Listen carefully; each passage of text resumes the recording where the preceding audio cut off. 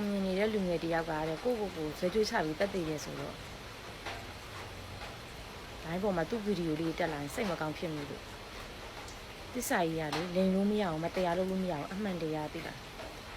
ထိုင်းနိုင်ငံမှာဖြစ်နေတာလေဆယ်လီတွေ2ယောက်ရှိပြီအဲ့ဒီမဲဆောက်မှာဖြစ်တယ်ဘယ်သူမှမပြောကြဘူးလောက်သွားတဲ့လူလည်းမိလည်းမမိကြဘူးဘယ်သူမှမပြောလဲသစ္စာကြီးဖရားကစွမ်းပေးလိမ့်မယ်သူတို့ဖရားကစွမ်းနေပြောတော့မဟုတ်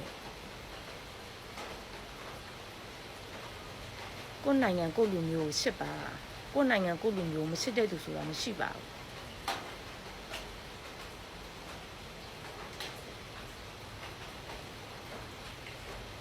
လောက်ရရင်ခံရရမယ်ပြေးစရာမြင်မရှိဘူးပြေးမလို့အမှန်တရားအမြဲဆုံးပေါ်ပါစေလို့ဆုတောင်းပေးတယ်